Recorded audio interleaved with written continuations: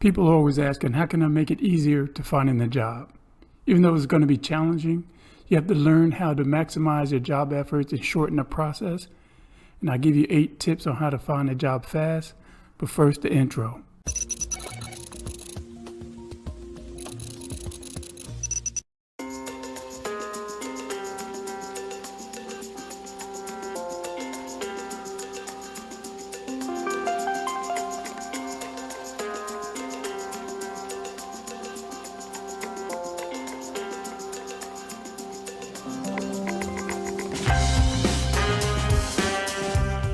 What's going on, guys? Markie Williams. Welcome back to my channel, online certification courses.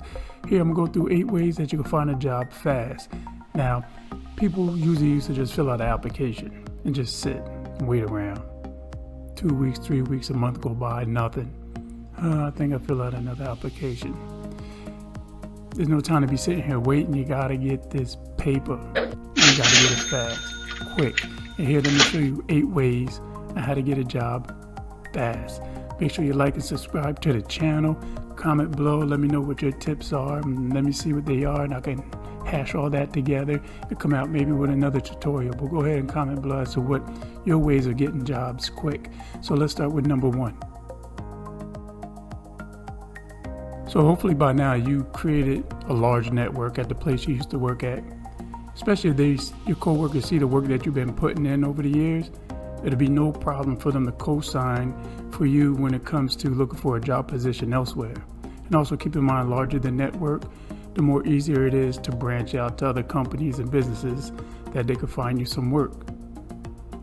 Also keep in mind, hiring managers will also consider you for a quicker interview when you come with recommendations from people that are highly respected in the industry. So with that in mind, also your friends, your inner circle, Uncle Buck and all them, don't have them co-sign anything for you.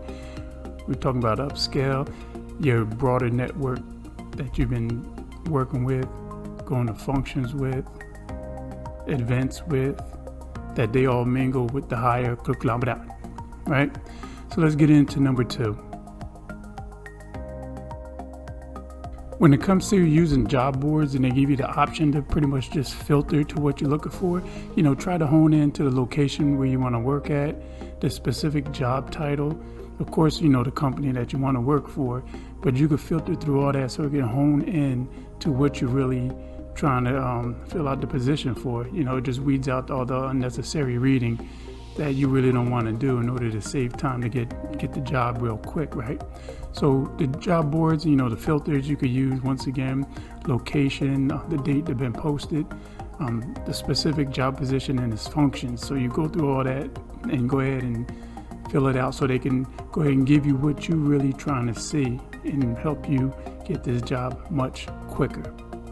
Even I'm guilty of doing this, actually. I was sitting on a resume for about 8 months, almost a year, and I sent it out in circulation without really reading it.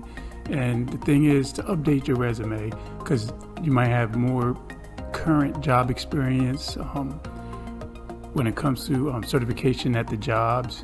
You probably ain't got certified. So it's good to blow the dust off those resumes and go ahead and update them currently as possible so the hiring manager can see what you're currently capable of doing, your current experience, and it puts in more consideration into getting that job you want. So keep that in mind, update your resumes.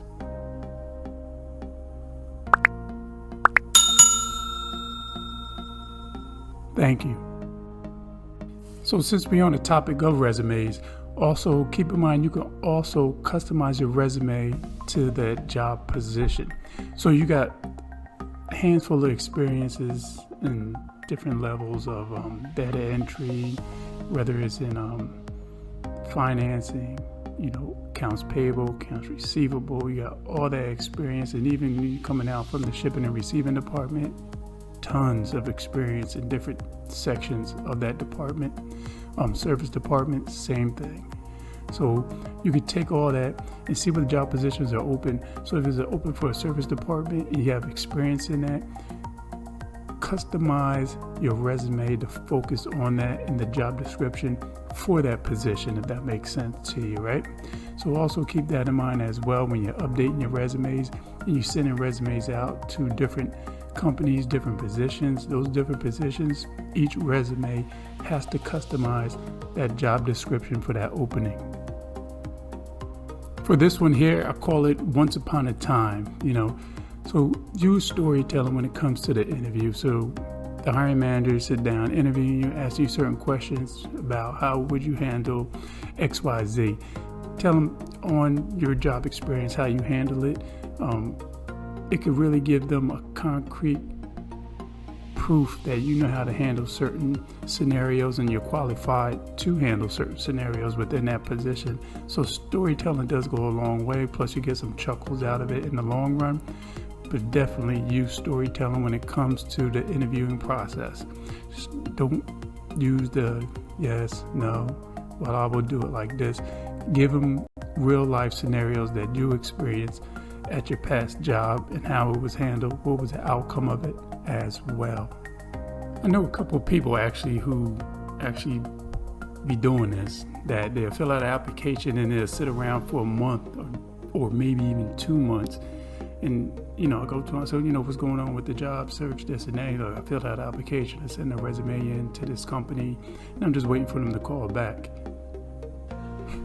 And those who know me know I put an application in, I put a resume in, I give you a week, and I'm going back at it again. So a good rule of thumb is, which I tell a lot of people, is to, if you don't hear back from them in a week or two, go ahead and reapply for the position. Make sure the position is open, number one, and also send that application in, send that resume back in, and do your research on it.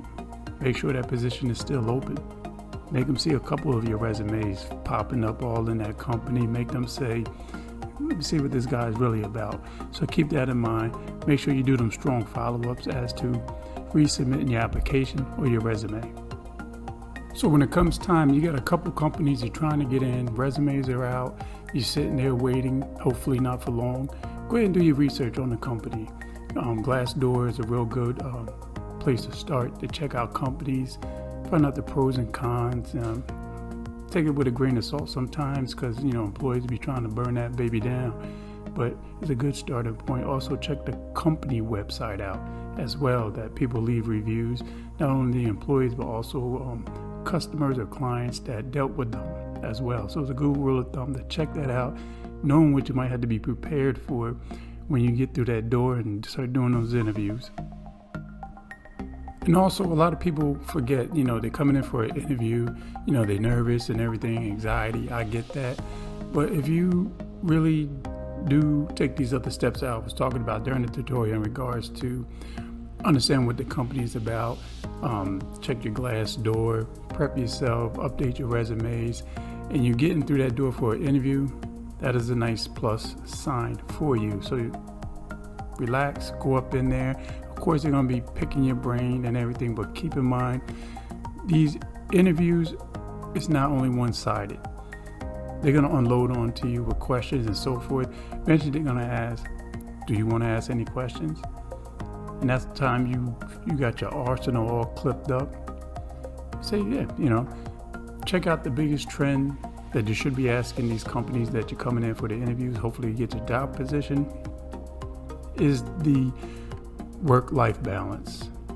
See what they have, a presentation on that. What is your work-life balance within this company?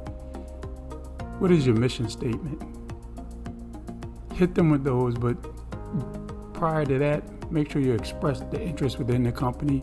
And you can even tell them, I did some research with the company and stuff, and they're good on this, they got some pros, they got some cons, and just express it with them that you did do your math on that company that you take an interest in. And it's brownie points, through the hiring manager. But definitely ask those questions. It's a two-sided interview. It's not only one-sided for you to just shake your head yes and no. Elaborate with storytelling once again. All these steps for you to get that job fast, right? So I'm gonna hit you with a bonus before I wrap this up. So you do the interview's going well and everything. And if they have some time, ask the hiring manager, Can you show me around? That's the biggest plus right there. Do you have time to show me around? Walk me through the company, walk me through the department. Let me see the process, the steps, what's going on in this company. Let them take you around, do some introduction, shaking hands, giving names and everything. Big plus. Cause now you have co-workers elaborating what they, this is what I do, this and that, because they love to talk, they love to share everything out. Take that in. Well, I'm so-and-so, hopefully I'm in the position for this XYZ, and, I hope I get it. So, they bringing me around, seeing how everything functions, see the nuts and bolts of everything. Just go through there, let them walk you through. Might take about 30 minutes, ain't that bad, but do that walkthrough with them. It's mind-blowing. Hiring manager say, he got some interest in the company. He's interested in his position as well. So keep all that in mind. Many thanks for checking me out right quick. Markie Williams, online certification courses. Go ahead, comment below. Let me know what your tips and hacks are in order to get a job fast. Check out the links down in the description below as well to help you out in that journey on finding these job positions fast and get paid your worth. Many thanks, Markie Williams. I'm out.